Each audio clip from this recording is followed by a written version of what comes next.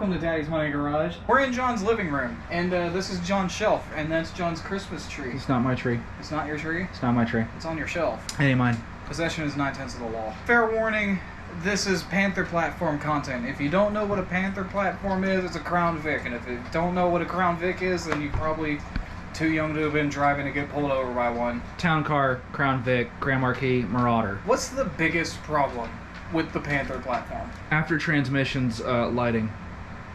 Yeah, I forgot about the transmission thing. They like to die.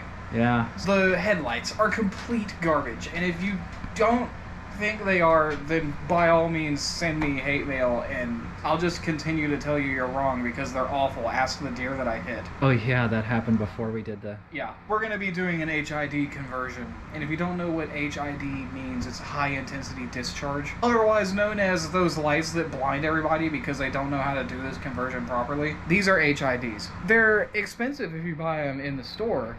If you buy like D2S bulbs, they're like $100 a pop. These are not those bulbs. Like I said, we're doing this for a Crown Vic, so obviously you need a Crown Vic. We've got the front of a Crown Vic. You may be wondering why we have this whole header panel. It's because we've done this so many times that it was necessary to get it. Because before you do this conversion, you need to have these factory headlights aimed properly.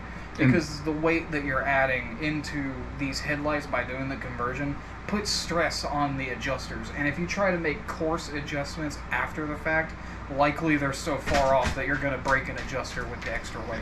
Things you're going to need to do this after you get this thing set up. Obviously you wouldn't be using a header panel, you'd be using your own car, so you don't necessarily need these things, but John has them because he's a weirdo and likes to do things properly. These are templates. These plug into the back of your housing with a lag bolt and allow you to center, you know, holes to mount these projectors with screws, or you can just mount them on the shaft with a big nut. Either one's going to work fine. We've done both. You're obviously going to need projectors. These are a set of factory style projectors. These are for those super expensive D2S bulbs. We're going to be using these. We've used these quite a bit. These are Acme Super projectors. These are great. We've used these like 3 times. They're not terribly expensive. They're readily available from the retrofit source, and they use the cheaper bulbs, the ones I just showed you earlier. Unfortunately, you have to order those. You can't go get them at a parts store, but they're also half the price. You just have to wait a day. Also helps to have shrouds to make your projectors look nice and pretty. Obviously you want to get the ones that fit properly. This small shroud will not fit the big one, but the big one will fit the small one, but I imagine there'd be a gap of some sort, so that's just up to you. Since you're going to be disassembling these headlights, you will need to reseal them. This is butyl rubber, you know, it's basically headlight sealant. Yeah. In a roll. It's like putty rubber. It's the same kind of stuff they use to put windshields in, except this is made by Morimoto for headlights, and it's easier to work with. It's great stuff. We've used it a lot. You will obviously need ballast to fire these. This is a combination of igniter and ballast. These are Acme Speedy Start ballasts. These are great. I've had these on my car for a few years. They're not super expensive. You can get better ones, but these do just fine. Inexpensive and reliable. Actually, like super reliable. And the best part about doing this kind of conversion is you can plug everything that I've just shown you into your factory wiring harness. This just plugs into the factory wiring. Yeah, if you're splicing something, you're doing it wrong. Yeah, this is actually for a Grand Marquis, but we have the sockets to make it work for testing purposes later. However, this is, you know, not exactly correct, but it will still work. This is the wiring harness. It plugs into the factory headlight sockets, and that's where it powers the new bulbs. And it actually connects to the battery. That is just your signal to turn it on. This is the control box. This is actually like a little computer. Yeah, it's a little ASIC computer. It's really fancy. All of this stuff is readily available from the retrofit source for not a lot of money. And we're not sponsored by them. We just really like their stuff. So we use their stuff a lot. Spent a lot of money with them. Hit us up. I'm going to assume you've already aimed these like we said. Now you need to get the headlights out, and you need to get these split apart, and you do that by putting it in the oven. Yep. At what temperature? Low as it'll go. The lowest possible. Because what you're trying to do is you're trying to melt the sealant and split the front of the headlight off. And it will not damage it. Just don't put it in there while it's preheating. No, if you put it in there while it's preheating, it'll melt the headlight, and then you'll end up with the headlight goo all inside your oven, and It'll smell great, I'm sure. Let's start cooking. You want to make sure that the projector you order is going to fit into your housing. That's slightly important. That's very important. Yeah, because these will not fit into like pre-98 Crown Vics or Grand Marquis. Or wait, no. They won't fit Grand Marquis. They won't fit Grand Marquis without a lot of cutting. Yeah, we tried that. Yeah, we did that for Sabrina's car, and it wasn't worth it. Ended up putting LEDs in it. Yeah. Sometimes that's the better way to go. Important thing. Don't bake it with the lights in it. Oh yeah, that's probably a good idea. Just take those out. Yep, those got to come out, and I'm going to take the adjusters out because I don't know if that's going to get damaged. It'd be okay. Yeah, it's going in the oven, so. Yeah, whatever. So John, you've got the oven set on as low as humanly possible, and your dog is attacking you. His name's Huey, and he's an idiot. You've removed the adjuster hardware. Yes. And the bulbs. Obviously, you don't want to put those in there. Yeah, and there's a couple of breathers. Like, there's one right here and one right here. Just pop those off. They're just rubber. Anything that might be rubber or very soft plastic that can melt. Like, and the headlight adjusters, it doesn't matter if you pop these off because they're going to stay exactly where they're at. The screws don't have the adjustment is here, not where it mounts to the headlight. Yeah. So these will be exactly where we left them as soon as we put them back on. Yep. But important is to actually, it's a Ford. Yeah, they all have these little metal clips on them. Yeah, do not lose these clips unless has to come off. You know, somebody has lost them before. You don't want to put those in the oven. They're great for putting it back together. But you don't want to put them in the oven. But you don't want to put them in the oven. You sprayed that down with like Pam, right? No. But the thing's gonna stick to the cookie tray. Buddy, you're in my way. I know, you want to be here, but you're in my way. Let's put this in the oven and I'm gonna go play PS1 for a while. Realistically, how long does that need to be in there? Like 8 minutes. Cool, I'm gonna go play PlayStation. Since these are new housings, they had to be in there for a little bit longer than a set of old ones would. These are slightly different than the ones in the Mercury. The ones in the Mercury are all basically ABS plastic, and this is a giant fiberglass thing, so it takes longer to heat up, I think. So they were in the oven for, like, how long? Maybe 20 minutes. Okay. It's usually way more than you need, but I should be able to. Yeah, it's gonna. Yeah, it'll split. Yep, there it is. This comes right.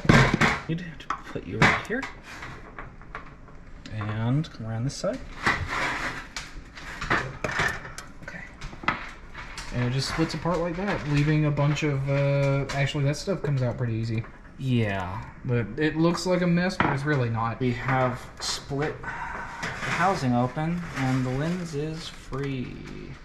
Do not touch this. Don't touch the chrome, it'll rub right off with a finger. Yeah. But don't touch the inside of the lens. You cannot clean it. It will just scratch the living crap out of it. Yeah. There's an anti-scratch coating on the outside of the lens that's But it's not not- present on the inside Yeah, of the it's lens. not on the inside. The important thing for installing projectors is you've got to take the actual guide out. Which, And that's this piece. yeah, you got to take the glare shield off. If you don't, yeah, the projector won't go in. It will not fit.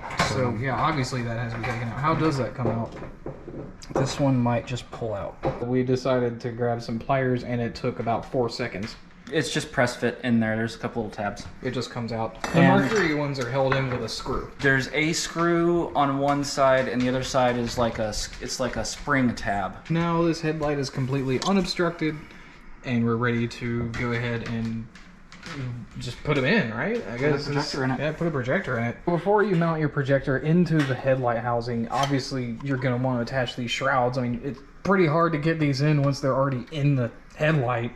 They attach with just 4 little generic screws. One issue we're running into, this is a 2006 to 2011 Mercury Grand Marquis housing, which is what I've done.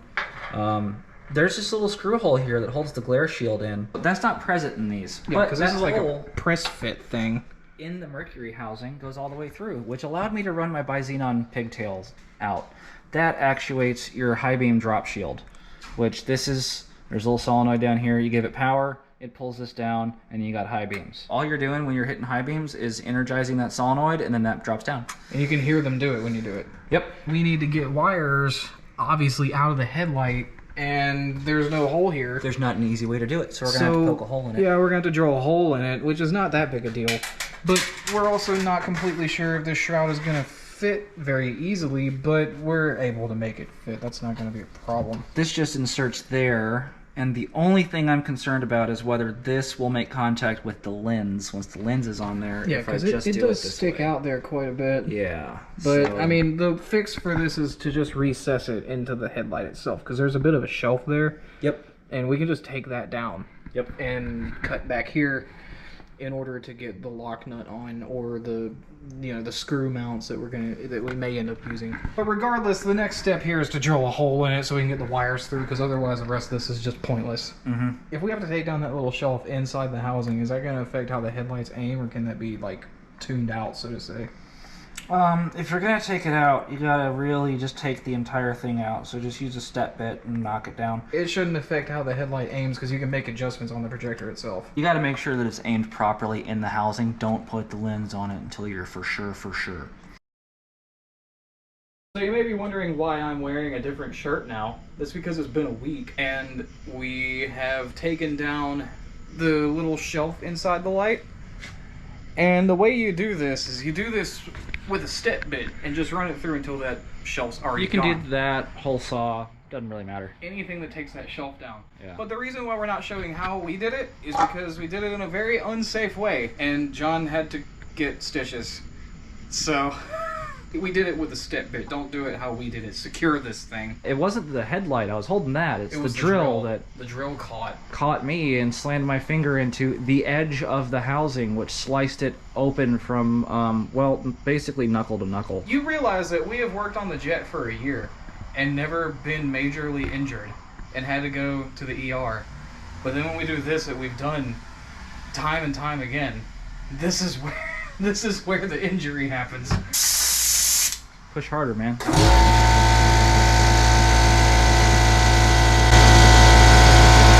Once you've got that shelf taken down, you'll want to use compressed air to blow the dust out of it. Don't breathe, it's fiberglass. Don't breathe it.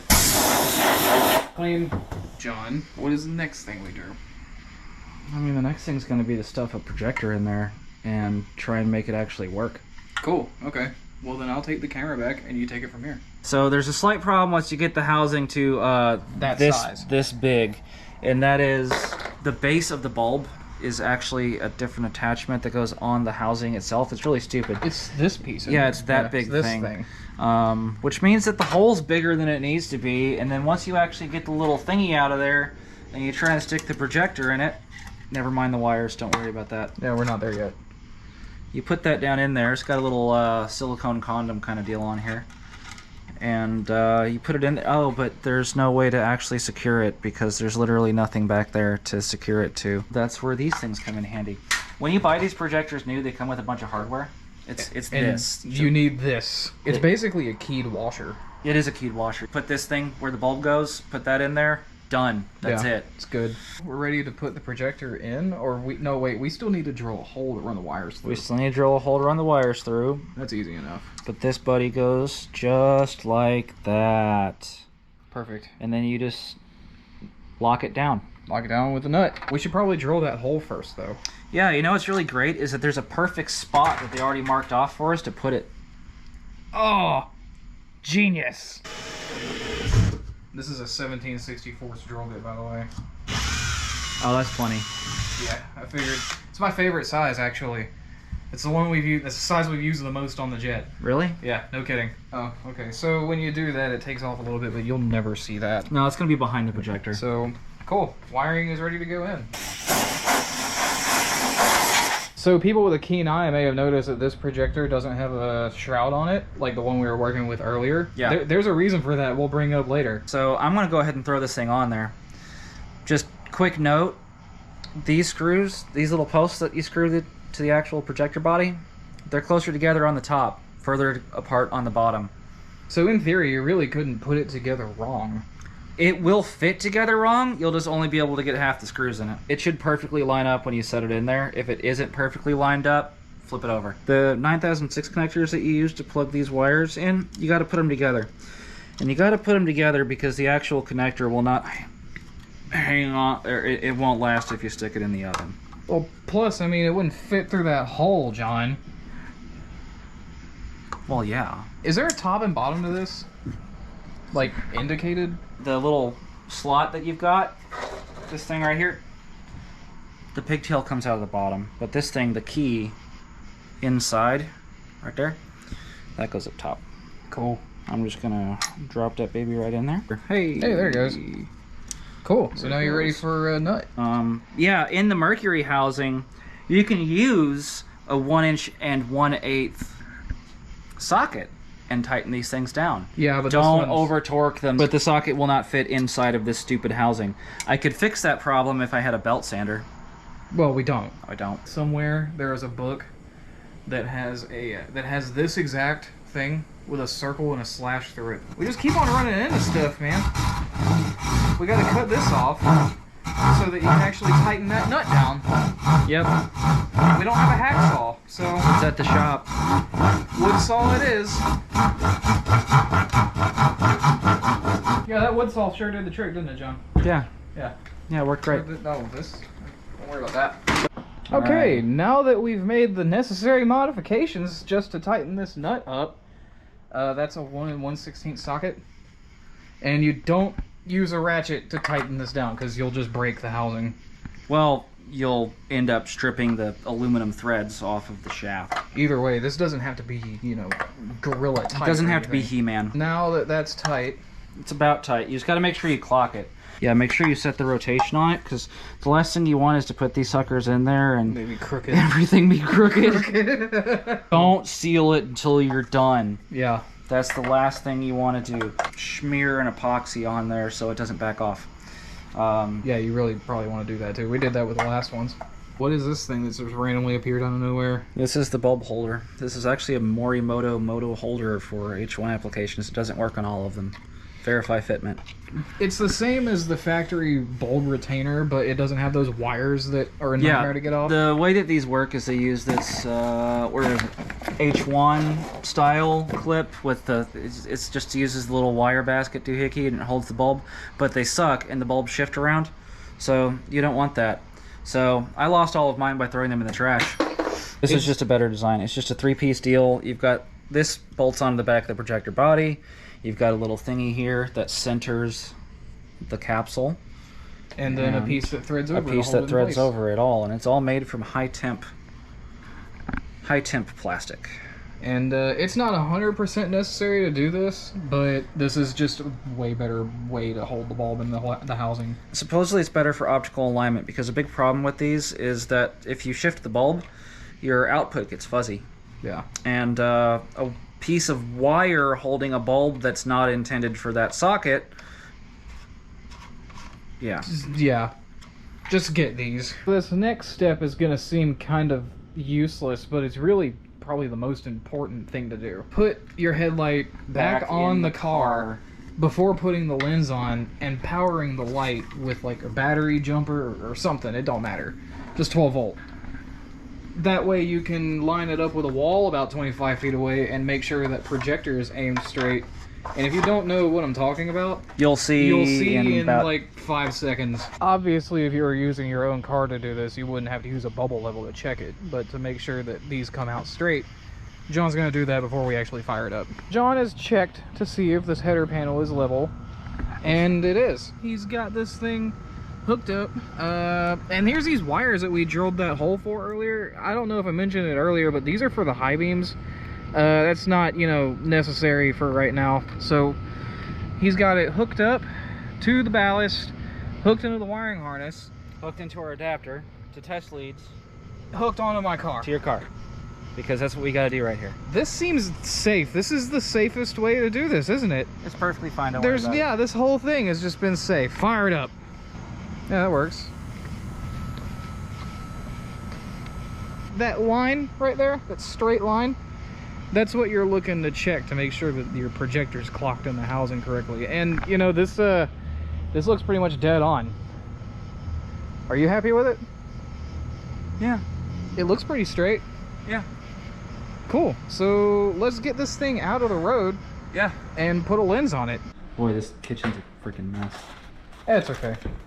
You cook. Now we're back in John's kitchen. About to throw the headlight back into the oven at the lowest setting. The oven's preheating, so Also, you know, take down all the stuff that was on the back. Don't put the bulb in the oven. Let's talk about this this butyl sealant here. Aftermarket headlights are typically sealed with butyl. It may be gray, it may be black. Doesn't matter. You can mix them. It just looks gross. This is the old butyl. This is the old butyl in the headlight. And it's not necessary to remove it. You don't have to remove it.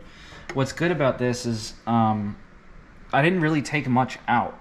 So basically what I want to do is I want to toss this sucker in the oven for just a little bit, let this all soften up in the channel, and then I'm going to take my butyl roll that I have and just, if there's any gaps, like I see what's going to be a gap right here, I'll just put a little bit extra in there. And it'll seal it back up. And it'll seal it back up. If you put way too much in there, it'll just oh yeah, it'll everywhere. come out of the channel and it'll be everywhere. As long as it comes outside the headlight, you can just razor it off. No, you don't razor it, just peel it off. Oh yeah, that's right. This stuff is like, it looks like RTV, but it just peels off. So John's got a little bit of butyl to fill in this gap right here. Yep.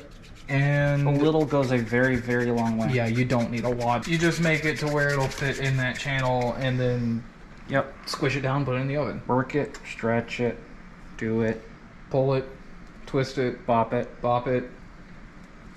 pull it, harder, twist it, better, faster, stronger, bop it. Do it like you're doing a snake out of Play-Doh. You remember Play-Doh? You remember the smell? I remember the taste. Salt. Okay, now you're getting ambitious. Now I'm getting anal retentive is what's happening. That's why these always turn out good. Even with the questionable methods of making them. Did you see what I did with that wood saw earlier? Perfect. Oh, hey, it's ready. I'm gonna go play PlayStation again and spray it with Pam so it doesn't stick. That's for the toaster oven. No, that's just a 20-year-old cookie sheet. Oh, there we go. This is good. That's fine. Actually, this needs to go like. I'll just let it bubble a little. Oh, look, there we go. That's about perfect. Cool. Okay, cool. I'm gonna go play PlayStation. So now we're back in John's garage. Finished headlight. It's sealed up and it's done. You want to show people? It's beautiful. Super basic. You can go really wild with these things, but we didn't. It's practical. People care about how it looks, but we got to show how this performs, like why you do this. Yes. Let's get this thing wired up and take it out somewhere to test. Yes. One more quick thing before we go out and test it. This hole for the high beam solenoid, you need to fill that up with RTV. And we don't have any RTV. You can use a tiny little cable gland if you've got one of those. Those are great. I don't. Someone put a dab of RTV on there to seal it up, and then the factory breathers should work. Yeah. So. Perfect. Okay, John, so how high up on the list of things not to do is this? This is dangerous spaghetti. But it works. Explain this, because I don't understand. If you're using one of these relay harnesses, it's not designed to be used in conjunction with a halogen low beam like we've got in the driver's side of this header panel. This is the comparison. Yeah, this is for comparison's sake. This is retrofitted. This is a bi-xenon projector. That is a $35 depot halogen replacement headlight. If you just need halogens, buy Motorcraft. I want to reiterate, if you're just replacing your headlights, buy Motorcraft. Only buy the aftermarket ones if you're fine with the performance sucking. Essentially, this is wired up to the truck. Yeah. There's a lot of spaghetti. Yeah, the high beam has to be triggered over there to show what halogens will look like compared to this. This is, you know, it's works. A combination of, you know, ground switching and positive switching. Let's start with just the standard low beam. Standard low beam. You want to do halogen? Yeah. All right. So let me turn this thing off. Oh wait, we got to get the truck running. We're giving the halogen the best shot that it can possibly have. It's literally being powered by 14 gauge ultra insulated marine wire I spent too much money on because I wanted red wire with a black stripe. Just letting you know, when we start this thing, I'm going to turn off the camera light too, just to eliminate any kind of, like, you know, washout. So it's going to get dark for a second. Yeah, this is factory low beam. We're ground switching this one. Check this out. That's the kind of performance you're getting out of it. And it's running off of a running truck. So now we're going to test the high beam. I've had brand new bulbs in my Crown Vic. This is about how they work. There's your high beam. There's your high beam. That's with both filaments being lit at the same time. Your car doesn't do that from the factory. Yeah, so that will burn the bulb out real quick. Yeah. So this is both filaments running, and that's as bright as it gets. That's all you got. Let's show them the trick light. I'm gonna turn off the light. Yep. And here's low beam for HIDs. Take a second to warm up. It only takes about 3 seconds. These things are great even though they're cheap. Well, look at just how like it washes out completely.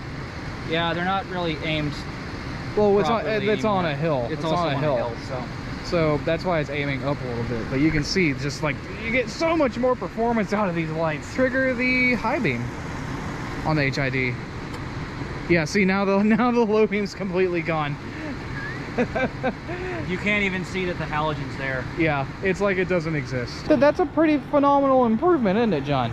Yep. Well, let's talk about something that Panther Platform people care about a lot too, and that's curb appeal. Let's just see how these look. Oh yeah. From the front. So you can see clearly the difference in color. One bright white, one standard halogen. And since these are in projectors, these won't blind anybody. I'm like, if I come out, how far do I have to go before it actually blinds me? Yeah, I wonder if it'll pick it up on the camera. Yeah, we're this far back away. So, I don't know, that's like what, 30 feet? 4 parking spaces? Yeah, something like that. My head is above the beam.